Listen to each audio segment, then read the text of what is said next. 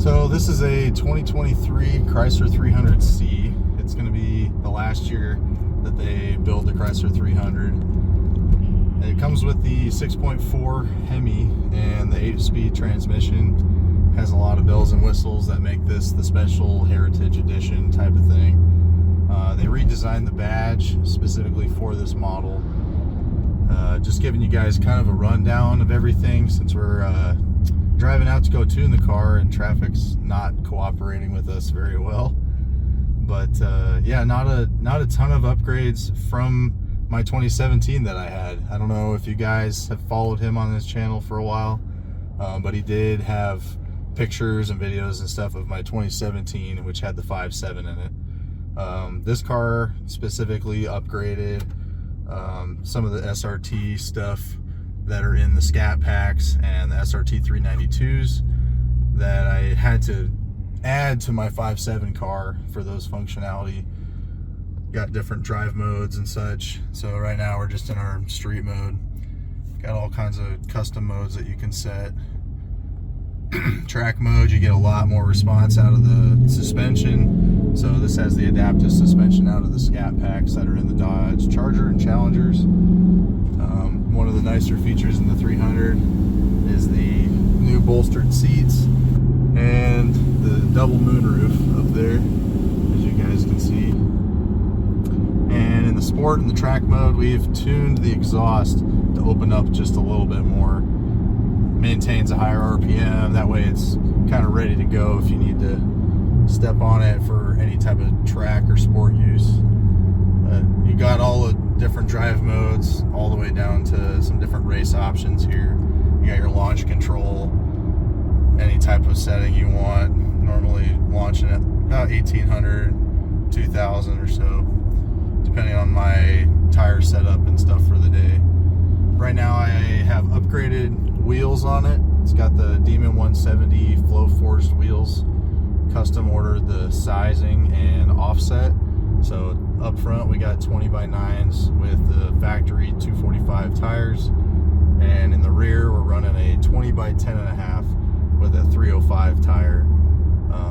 Running Nittos all the way around. The stock tires are a really shitty Goodyear tire. It's a death sentence to drive these cars with those, especially with how much torque this car's making. Even with the tune, we're getting a decent amount of increase in horsepower and torque readout. At least we haven't had it on the dyno yet. Don't really plan on doing that until I do some other upgrades to the car. Big plans for the car would be going forced induction, upgrading the cam. I still need to upgrade suspension even for the current tune and stuff, but nothing too crazy. I'm trying to think of what else to talk about. So the story with this car, I have actually been through 2 engines in this car. At about 5,000 miles, I notified the dealership about some pretty good knocking coming from the engine. The oil change that I had done at the 5,000 mile oil change, turns out they put the wrong oil in the car because they used the customer profile, and because my 5.7 car was still on there, they put 520 oil in this, and it calls for 040. So about 5,007 miles had a oil pressure code. That was when the car really started sounding pretty bad. Oil pressure was super low. I kept complaining to the dealership about it because at the time I was still under warranty. So it was about like 7,000 miles that the car finally blew up on the way home. Car just wouldn't go over 3,000 RPM. I'll put in a clip so that you guys know what I'm talking about. But yeah, it's pretty damn bad when your car is knocking and the dealership's telling you it's from your exhaust when I didn't have anything done to the car at all. It should be running just as it did from factory. So my car sat at the dealership lot for a couple months. It took 4 months until Chrysler finally came back, said, yep, you can go ahead and put a new engine in that car due to manufacturer defects of the engine, when in reality it was the dealership's fault. They just did not put the right oil in it, and resulted in a blown engine not even a couple thousand miles later. Right now we're sitting at 16,300 or so. So going pretty strong on the second engine. Got a factory PCM sent it out. Got it unlocked through HP tuners, and we actually have a second iteration of the tune that's on the car right now, and we'll end up getting some more logs for my tuner so that he can make some other micro adjustments for what I specifically want the car to be able to do. I have taken the tuner class. I know somewhat about these Hemi cars and tuning, but it really takes somebody that has a lot of experience with these engines, and just the fact that these drive so much different than, let's say, like an LS. Like, the tuning is completely different. So yeah, not too much else to talk about with the car.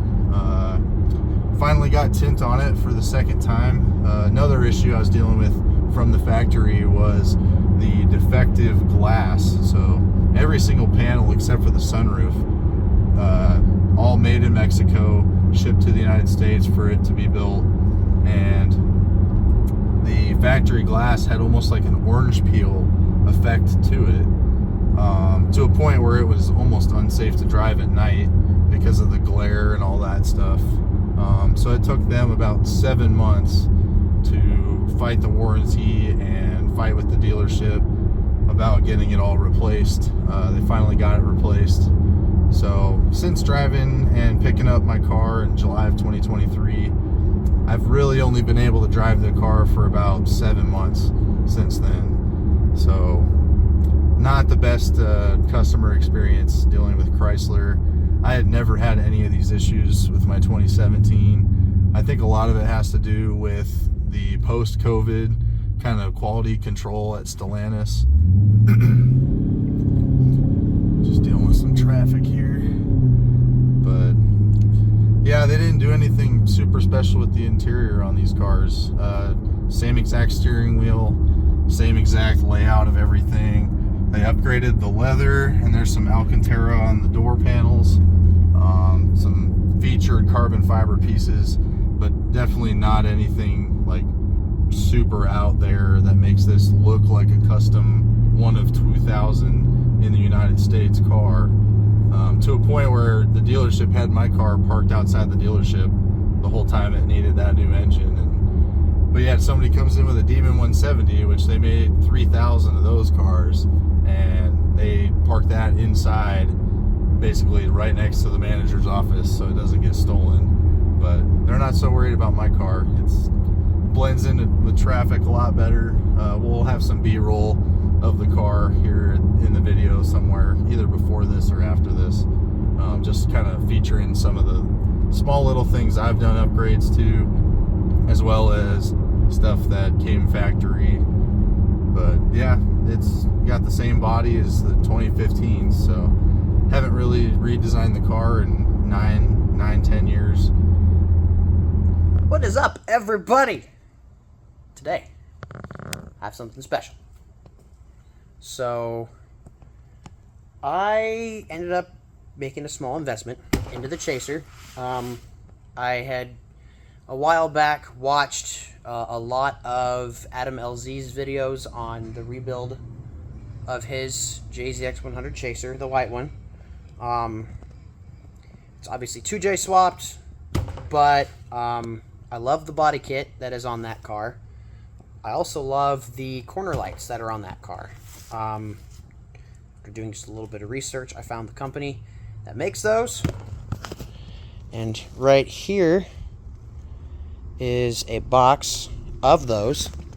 So I'm going to be unboxing them, and let me, give me a sec here. I'm going to set the camera down, and I am going to cut the bubble wrap off of this thing so we can get this fucking box open. And we're probably going to just install them on the Chaser, because I'm not doing really much anything today. Don't have a lot going on, and I need something to do. So, give me 1 second. We're going to cut the bubble wrap off this box, and I'll be right back with you shortly. And here they are. Yes, the zoom is going to look different. I do apologize. So I had gotten these a couple days ago. Little nick right there. But fresh from Japan. As you can tell by the branding here on the side, or the markings on the side, and the partial sticker marked right there, we have a brand new set of smoked corner lights. And just so everybody knows, these are the lights I'm talking about. I'm talking about these guys right here. So right now, the stock setup is all clear with a, I think that's an orange bulb in there. I will be changing those both to LED, but if you notice, black background doesn't necessarily match too well with the white in the clear, so that is why I decided to pick up these bad girls. So let's go ahead and open them up. Oh.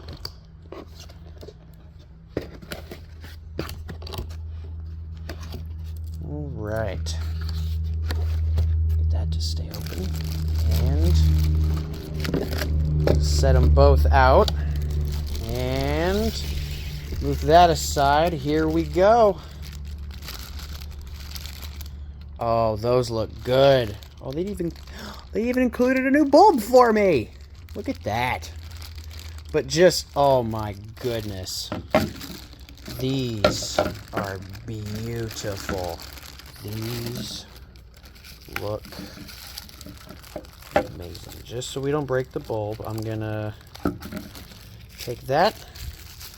So you do, if you buy a set, they do include a new bulb. Thankfully, I already have orange bulbs in mind that came with the car when I had it imported. So those are just free replacements, more or less, for later down the road if I ever need them. Made in Taiwan. Kind of disappointing. Anyway, but oh. Now tell me. This is for the passenger side. Okay, so I want you just imagine. Just imagine. Tell me that doesn't look better. Oh, that is gonna look great. Not so much on this side because sun damage, and I need to redo some things on these anyway. This one moves. It's broken. The tab that holds it down here in the corner is busted. It's been like that since I got the car.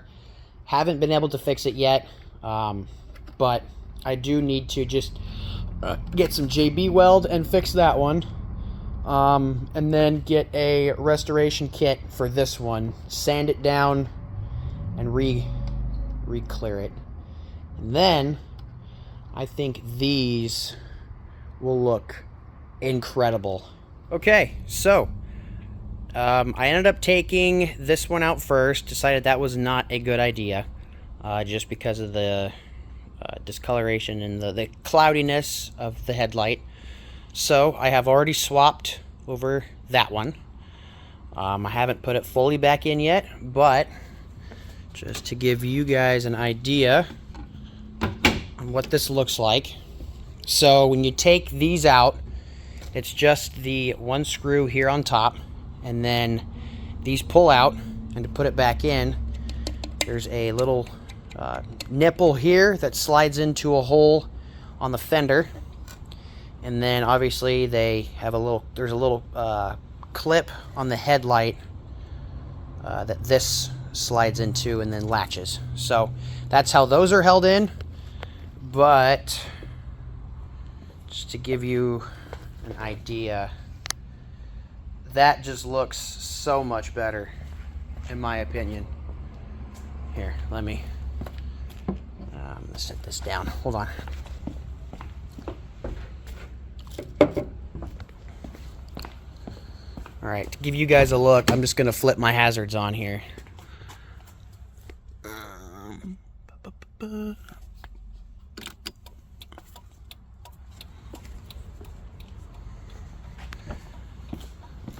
So here's this side, and then,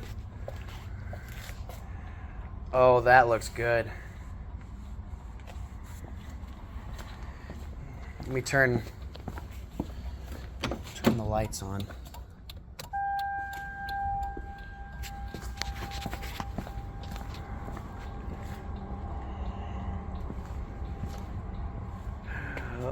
Ooh. Now, just imagine how much better this is going to be once this bulb here and this one are both LEDs. Now I have to swap them to LEDs because those just, oh my god, I love those so much better.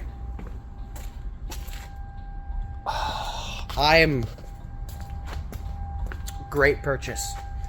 Pat myself on the back. Great freaking purchase. Let me turn that off because that's getting annoying. It's making that noise because the headlights are on and the door is open. If the door is closed, it doesn't make that noise. That's just like a reminder to say, hey, your headlights are on. Good feature about the car because it prevents you from draining your battery. So, but yeah, that's how they look. All installed.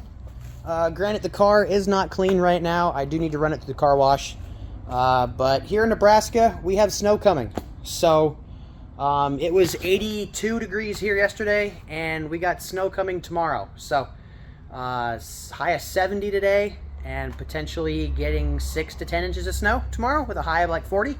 So, I'm going to hold off on washing it for now anyway. Just because I don't really know what we're going to get. Either way, the roads are going to be sloppy. So, don't want to wash the car and then get it dirty again right away. But as far as these go, I am absolutely loving it.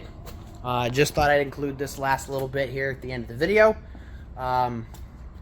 If you guys enjoyed listening to my buddy James tell the story about his unfortunate events with Chrysler and Stellantis and whatever else. But thanks again, guys. Appreciate your support.